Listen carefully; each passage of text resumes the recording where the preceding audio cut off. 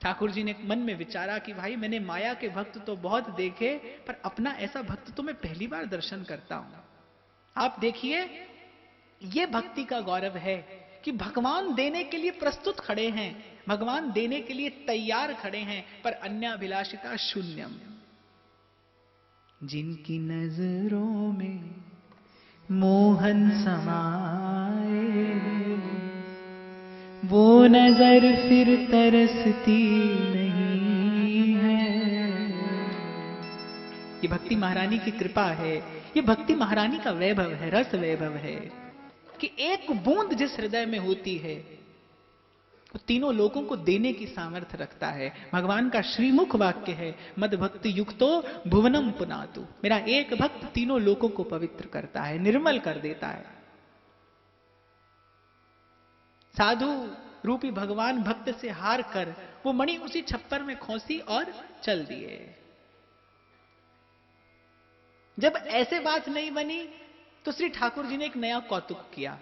श्री रविदास जी के जो ठाकुर जी थे, उनके नीचे से रोज रविदास जी को 5 सोने की मोहरें मिलने लगी। रविदास जी ने कहा अब ये दूसरा उपद्रव आरंभ हो गया।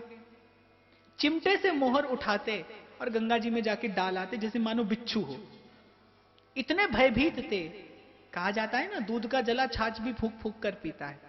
वो अन अधिकारी व्यक्ति का थोड़ा सा अन्न लिया तो चरमकार के घर जन्म लेना पड़ा। आज ये धन भोग कर लूं, इस धन का उपभोग कर लूं तो जाने क्या गति होगी। शास्त्र कहता है धन में 32 प्रकार के अनर्थ छुपे रहते हैं। संतों का ऐसा वाक्य है कि धन, यौवन और हुकूमत, शासन करने की क्षमता, इन तीनों में से एक भी किसी के पास हो तो उसका पतन हो जाता है, और किसी को तीनों मिल जाए तो उसका पतन होना अवश्यम भावी है। भगवत कृपा से, संत कृपा से, सदगुरु की कृपा से कोई बिरला होता है जो धन संपत्ति पाकर भजन कर सकता है। प्राय करके संपत्तिवान से भजन होता नहीं, प्राय करके प्रतिष्ठावान से भजन होता नहीं।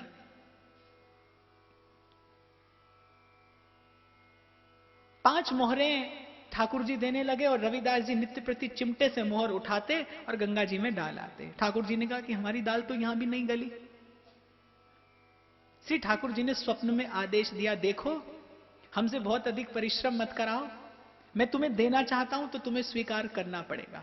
रविदास जी ने कहा महाराज हम आपसे चाहते ही नहीं, हम आपसे स्वीकार करना ही नहीं चाहते, आप हमें कैसे दे देंगे। कबीरा मन निर्मल भया, जो गंगा का नीर, पीछे पीछे हरि फिरे, कहें कबीर कबीर। मन निर्मल हुआ तो प्रभु पीछे पीछे डोलते हैं। भक्त को भगवान से भी कुछ नहीं चाहिए। एक होता है भगवान को पाना और एक होता है भगवान से पाना। भगवान से पाने वाला अधूरा ही रहता है, भगवान को पाने वाला सदा सदा के लिए तृप्त हो जाता है। यह लब्धवा पुमान अमृतो भवति, सिद्धो भवति, तृप्तो भवति।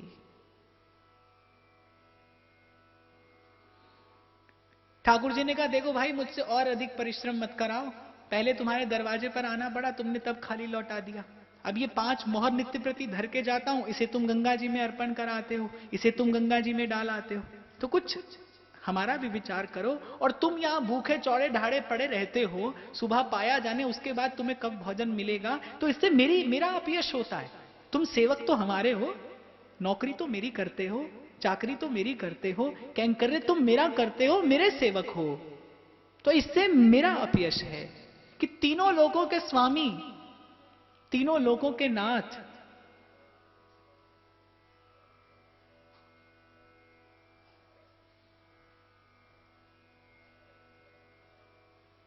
कि जिनकी मात्र कृपा दृष्टि से सकल विश्व को पलते देखा,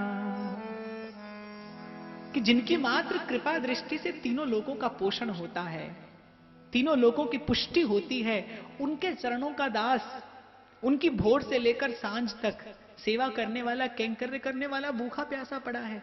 ठाकुर जी ने कहा इससे मेरा अपयश होता है, मेरी लज्जा तुम्हारे हाथ में है, ये वस्तु तुम स्वीकार कर लो, और मैं तुम्हें वचन देता हूं कि तुम्हें इस धन का भोग करने से कोई दोष नहीं लगेगा। संपत्ति का होना, साधन का होना बुरा नहीं है, संपत्ति और साधन का उपभोग करना बुरा है। साधन, संपत्ति, रूप, यौवन, प्रभुता, ये सब जीव को पूर्व के पुण्य से प्राप्त होते हैं। पुण्य का परिपाक होता है तो ये सब फल मिलते हैं। लेकिन अक्सर होता क्या है कि संत का मार्गदर्शन ना हो, जीवन में सत्संग ना हो, तो व्यक्ति इनको पाकर भटक जाता है। और यदि सत्संग मिल जाए तो स्वर्ण में सुगंध हो जाती है। सत्संग मिल जाए तो व्यक्ति प्रभु का दिया प्रभु को अर्पण करके कृतकृत्य हो जाता है, कृतार्थ हो जाता है। खैर रविदास जी भारी मन से वो धन स्वीकार करने लगे, लेकिन अब जब धन आने लगा तो रविदास जी ने सोचा कि फिर और उत्कृष्ट रीति से संतों की सेवा करनी चाहिए। बड़ा सुंदर भवन निर्माण किया, बड़ी सुंदर राधा और माधव की, राधा श्याम सुंदर की अष्टयाम सेवा पधराई। श्री रविदास जी की भक्ति का प्रकाश उजास चौं दिशाओं में फैलने लगा। और संसार में भक्त को भगवान सब कुछ देते हैं, लेकिन बहुत अधिक सम्मान नहीं देते। क्यों? तुलसी कहते हैं, कंचन तजनो सहज है, सहज त्रिया कोने, मान बढ़ाई ईर्षा, तुलसी दुर्लभ। कंचन और कामिनी का लोभ तो छूट जाता है, अपनी कीर्ति, अपनी बढ़ाई, अपना यश, अपनी प्रतिष्ठा, इसका लोभ संतों का भी पतन करा देता है। आप सोचिए, जिस कामदेव ने भगवान भूतनाथ की समाधि भंग कर दी, वो ऐसा कामदेव नारद जी की तपस्या भंग नहीं कर सका। नारद जी की तपस्या कामदेव नहीं भंग कर सका, लेकिन नारद जी का तप, नारद जी का भजन दो प्रशंसा के शब्दों से भंग हो गया। कामदेव जिनको नहीं गिरा सका, उनको प्रशंसा के दो वाक्यों ने गिरा दिया। इसलिए भगवान अपने भक्त को बहुत अधिक संसार का सम्मान नहीं देते। अगर सम्मान मिलता है तो प्रभु साथ में कोई ऐसा भी बानक रच देते हैं कि भक्त की निंदा हो जाती है, भक्त का अपमान होने लगता है। श्री ठाकुर जी ने अब नया कौतुक कर दिया। भक्त होता किस लिए है? भगवान के हाथ का खिलौना है। भगवान लीला करते हैं, क्रीड़ा करते हैं, पर किस लिए? उसका हेतु है कि भक्त के माध्यम से ही भगवान स्वयं आते हैं। तो भगवान के आने का हेतु कुछ भी हो सकता है। परित्राणाय साधूनाम विनाशाय च दुष्कृताम धर्म संस्थापनार्थाय संभवामि युगे युगे। बहुत से हेतु भगवान के हो सकते हैं, लेकिन भक्त जब आता है या भक्त को जब भगवान भेजते हैं तो केवल एक ही हेतु होता है, भक्ति की और प्रेम के धर्म की प्रतिष्ठा करना, प्रेम का प्रकाश करना, जो भक्त के अलावा शायद भगवान भी स्वयं नहीं कर सकते। मैं तो कई बार विचार करता हूं कि उद्धव जो भगवान के परम अंतरंग हैं, परम ज्ञानी हैं, सुहृद हैं, सखा हैं, श्री कृष्ण के परम कृपा पात्र हैं, परम भागवत हैं, लेकिन जब भगवान ने प्रेम का दान करना था तो श्री कृष्ण ने गोपियों की शरण में भेजा। बोले कि यह कार्य मैं नहीं कर सकता, ये कार्य तो वो ब्रज की गंवार गोपांगनाएं कर सकती हैं, जिनके रोम रोम में मेरा प्रेम, जिनके रोम रोम में मेरी भक्ति समाई है। अब जब बहुत संत सेवा होने लगी, रविदास जी का बहुत यश होने लगा, तो नगर के ब्राह्मणों को बड़ी ईर्ष्या हुई। नगर के ब्राह्मणों को बड़ा कष्ट हुआ कि अरे ये शूद्र होकर इसका इतना सम्मान होता है, ये शूद्र है, अनधिकारी है, कुछ नहीं जानता, गंवार है, स्पर्श करने योग्य भी नहीं है, और इसका इतना सम्मान संसार में हो रहा है। उन्होंने जाकर राजा के कान भरने आरंभ कर दिए कि राजन, आपके राज्य में तो बड़ा अनाचार हो रहा है, आपके राज्य में बड़ा अत्याचार हो रहा है। राजा ने पूछा ऐसी कौन बात हो गई? तो बोले अरे वो शूद्र होकर भगवत सेवा करता है, भगवान की मूर्ति घर में पधराई है, और जिस राजा के राज्य में ऐसा अनाचार होता हो, उस राजा का नष्ट हो जाना अवश्यम भावी है। अब राजा भी विचार में पड़ गया। हालांकि राजा सात्विक प्रकृति का था, लेकिन आप सोचिए, भीष्म भगवान के प्रमुख भक्तों में से एक हैं, जब जाने लगे तो द्वारिकाधीश से पूछ बैठे कि बोले प्रभु मैंने तो मन से भी कोई पाप नहीं किया, क्या कारण है कि मुझे इतना कष्ट इस संसार में झेलना पड़ा। मैं गंगा पुत्र हूं, निर्मलता से मेरा जन्म हुआ है, पावनता मेरा उद्गम स्तोत्र है, क्या क्या कारण है ऐसा जिससे आप मुझ पर क्रोधित हो गए और कष्ट और इतनी पीड़ा सहन करनी पड़ी। प्रभु ने कहा कि जब भरतवंश की राजसभा में द्रौपदी का अपमान हो रहा था, आप मौन क्यों बैठे रहे? आप समर्थ थे, आपका बल किस काम का यदि आप एक नारी की अस्मिता का रक्षण नहीं कर सके? वो आपकी कुल वधू थी, इतना बड़ा अत्याचार, इतना बड़ा अनाचार आपके सामने हो गया, आप चुप बैठे रहे।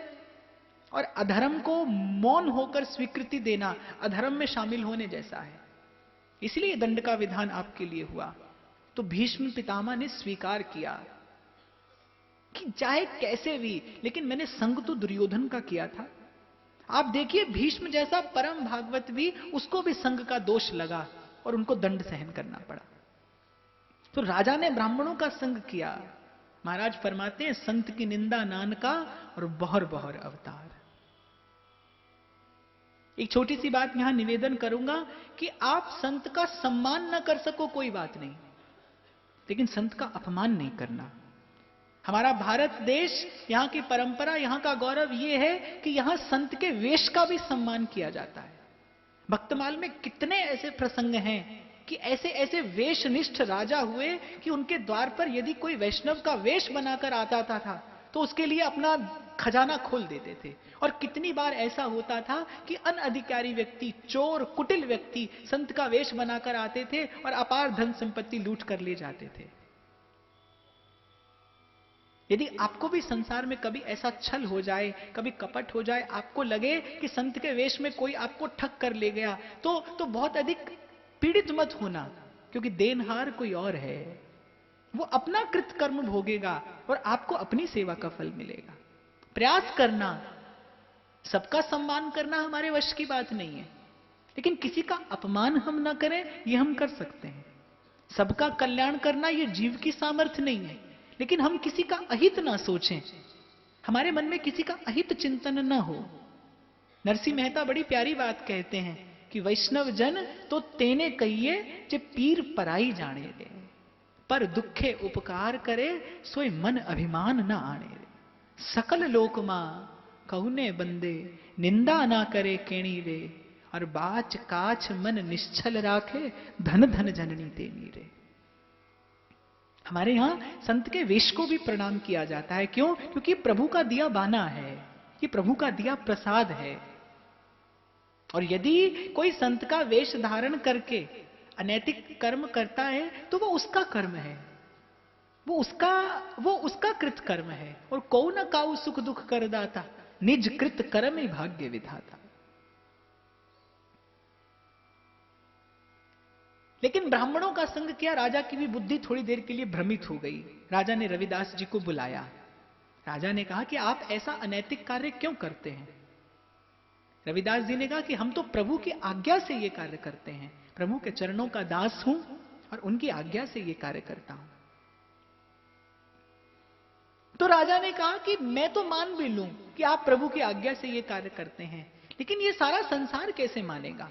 रविदास जी ने कहा हम एक उपाय बताते हैं, जैसा हम कहें वैसा करिए। भरी सभा में एक और ये सब ब्राह्मण बैठे और एक और मैं बैठूंगा, बीच में मेरे श्याम सुंदर का श्री विग्रह विराजमान करेंगे। जिसके बुलाने से प्रभु उसके निकट चले जाएं, वो सत्य पर और दूसरा असत्य पर। राजा ने कहा कि ये बात ठीक है। ब्राह्मणों से पूछा, ब्राह्मणों ने पहले तो आनाकानी की। किसी की निंदा करने वाला हृदय बहुत दुर्बल होता है। सत्य को झेलने की, सत्य को धारण करने की और सत्य को समक्ष रखने की सामर्थ्य सब में नहीं होती। एक शायर कहता है, सच बोलने का मजा देख लिया मियां, जहां तुम हो वहां कोई नहीं है। और ये तो संसार का नियम है, बहुत अधिक सच्चे व्यक्ति को संसार स्वीकार नहीं करता। क्यों? क्योंकि असत्य दुर्बल है। जहां राम तहां काम नहीं, और जहां काम नहीं राम। पहले तो ब्राह्मणों ने आनाकानी की, लेकिन फिर ब्राह्मणों ने कहा कि अब हमारे पास कोई और उपाय भी नहीं है। और मन में विचार करने लगे कि अरे शूद्र है, ये क्या जाने प्रभु को रिझाना क्या है, ये क्या जाने प्रभु को मनाना क्या है। बैठ गए।